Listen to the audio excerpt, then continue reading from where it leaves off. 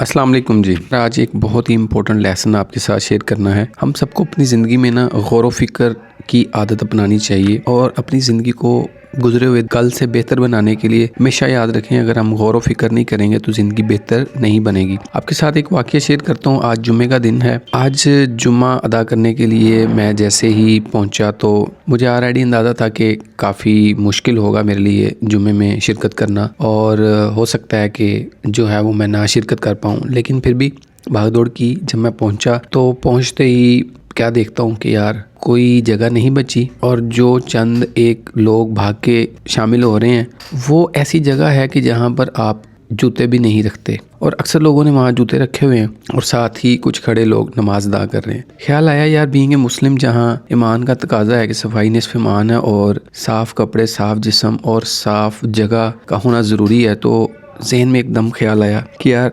नमाज इस तरह अदा करने से मुझे सुकून हासिल नहीं होगा, तो किसी दूसरी मस्जिद चलते हैं। वहाँ से मैं वापस आ गया और सोचा कि अब मैं जो है ना वो अगले जुम्मे में शिरकत करता हूँ किसी और मस्जिद में, क्योंकि इस जगह रहते हुए मुझे काफ़ी अरसा हो गया और अंदाज़ा था कि दूसरी नज़दीकी एक और मस्जिद में मुझे तकरीबन 2:30 बजे के करीब जुम्मा मिल जाएगा। कुछ सुस्ताने के बाद, थोड़ा बहुत खाना खाने के बाद मैंने एक प्लान किया कि इतने बजे मैं निकलूँगा जुम्मे के लिए। जब मैं वहाँ पहुँचा तो वहाँ भी जुम्मा निकल चुका था। सोचा यार आज तो किस्मत ही ख़राब है, क्या मसला है यार। गुस्सा आया एकदम से, क्योंकि जैसे ही आप मस्जिद के नज़दीक पहुँचते हैं ना तो अक्सर आपको अंदाज़ा हो जाता है कि दुआ हो रही है, तो इसका मतलब जुम्मा हो चुका है। उस वक़्त आपके ज़हन में अजीब सा एक डाउट क्रिएट होता है कि क्या मुझे अब मस्जिद जाना चाहिए या वापस घर जाना चाहिए। खैर बाइक खड़ी करने की कोशिश की तो पता चला यार आज यहाँ भी जगह नहीं है।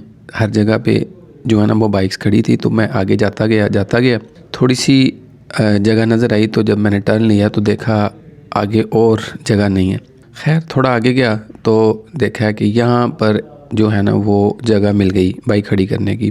उस वक़्त फ़ौरी एक ज़हन में एक और गुस्से की एक शदीद लहर जो है ना वो मेरे दिमाग में दौड़ी कि यार क्या है ये, जगह क्यों नहीं मिल रही। एक आप पहले थोड़ा लेट पहुँचे, जुम्मा निकल गया और जगह नहीं मिल रही, तो एक गुस्से की एक पूरी वेव आ जाती है आपके अंदर। इस तरह आपकी ज़िंदगी में और भी बहुत से जो होते हैं ना इवेंट्स, उसमें भी आप अक्सर देखते हैं कि एक इस तरह के एक सीक्वेंस के बाद जब आप एक मिस्टेक करते हैं, एक के बाद एक और मिस्टेक करते हैं और उस मिस्टेक के नतीजे में आप नॉर्मली बिहेव नहीं करते, आपके ऊपर जो है ना वो चीज़ टेक ओवर कर लेती है। तो मैंने बाइक खड़ी की तो वज़ू घर से किया हुआ था। खैर नमाज अदा कर ली। अब उस वक़्त तक थोड़ा सा गुस्सा ढल चुका था, थोड़ी सी तबीयत में एक कामनेस आ चुकी थी और मैंने एक्सेप्ट कर लिया था कि what ever happened it was for betterment. तो उसके बाद मैं जो नमाज अदा करके बाहर निकला तो देखता हूँ कि यार आज ये जो व्यू मैं देख रहा हूँ, पहले भी जुमा अदा करने इसी मस्जिद में आता हूँ, मैंने नहीं नोट किया, ना यही रास्ता जिस तरफ से आज मैं आया हूँ ये भी कभी नोट नहीं किया। और वापसी पर देखा कि 3 अदद जानवर जो कि कुर्बानी के लिए किसी ने लिए हैं, कितने प्यार के साथ उन्हें पाला हुआ है और माशाल्लाह कितने खूबसूरत जानवर हैं, और वो चारा वगैरह खाने के बाद आराम से बैठ के जगाली कर रहे हैं।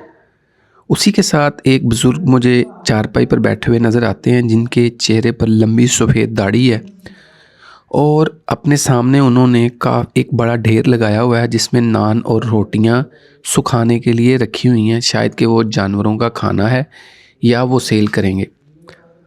तो ये जो एक पॉइंट ऑफ व्यू, ये जो एक पर्सपेक्टिव था, ये जो एक सीन था ना, ये मैं ना एक्सपीरियंस कर पाता अगर मैं लेट ना होता और उस जगह पर बाइक ना खड़ी करता जहाँ पर मैं रूटीनली नहीं खड़ी करता। यानी what ever happen it had something meaningful. तो बस गौर व फ़िक्र हमें ये करना है, सोचना समझना हमने ये है कि भैया वो क्रिएटर, वो रब्बुल इज़्ज़त, वो एक ग्रेट ज़ात जो है, वो जो एक क्रिएटर है ना सबके पैदा करने वाला, वो जब आपके लिए कोई चीज़ आपकी ज़िंदगी में किसी चीज़ को देर से देता है ना, और किसी चीज़ को जब जल्दी आपकी ज़िंदगी में दे देता है, तो उन सब के पीछे कुछ ना कुछ ऐसी चीज़ें छुपी होती हैं कि जो हम बतौर इंसान जो है नहीं समझ पाते। गुस्सा अक्सर पैदावार है हमारी अपनी एक चाह की। Actually what I want is the reason for often your misbehaviour. और आपके गुस्से की बहुत बड़ी वजह ये होती है कि जो आप सही समझते हैं, जिस तरह से आप सही समझते हैं, जिस वक़्त पर आप चीज़ या कोई भी चीज़ सही समझते हैं और जिस तरह से आप समझते हैं, यानी the way you want, how you want, when you want, how much you want, this is the basic reason that leads to an anxiety and a feeling that something is missing or you are missing something.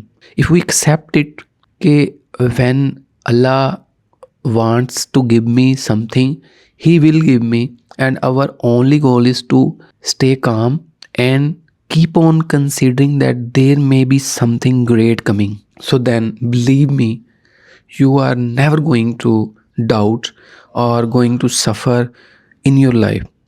And गौर व फिक्र की जो मैं बात कर रहा था, अब हम गौर करते हैं ज़रा चीज़ों के ऊपर। किन चीज़ों पर गौर किया जा सकता है कि मैं क्या कर सकता था इस सारी सिचुएशन में कि जैसे मैं चाह रहा था वैसे हो। अब बाज़ औक़ात कुछ चीज़ें हम कर सकते हैं, कुछ हम नहीं कर सकते। Starting from when I thought कि मुझे इतने बजे निकलना चाहिए जुमे के लिए, तो मैं ये कर सकता था कि मैं जल्दी निकल जाता। तो ये चीज़ मेरे कंट्रोल में थी, यानी वक़्त की पाबंदी किसी वजह से ही ज़रूरी समझी जाती है। तो वक़्त की पाबंदी करें, वक़्त से पहले निकलें, पहले से चीज़ की तैयारी कर लें, इससे कुछ मसले बेहतर हो सकते हैं, ये हम कर सकते हैं। अब इसके अलावा और चीज़ें जो कि हम कर सकते हैं जिससे चीज़ें बेहतर हो सकती हैं, वो कि ऐसी सिचुएशन में गुस्सा करने के बजाय थोड़ा सा सब्र से काम लें, थोड़ा सा कंट्रोल करें अपने ऊपर, क्योंकि एक गलती को करेक्ट करने के नतीजे में आप और 3-4 गलतियां कर लेते हैं। उससे फिर क्या होता है कि आपको एक और बड़ी मुसीबत का सामना करना पड़ सकता है। तो इसलिए बहुत ज़्यादा सोचने से भी काम नहीं बनता, लेकिन ये भी नहीं कि हम बिल्कुल सोच विचार ना करें।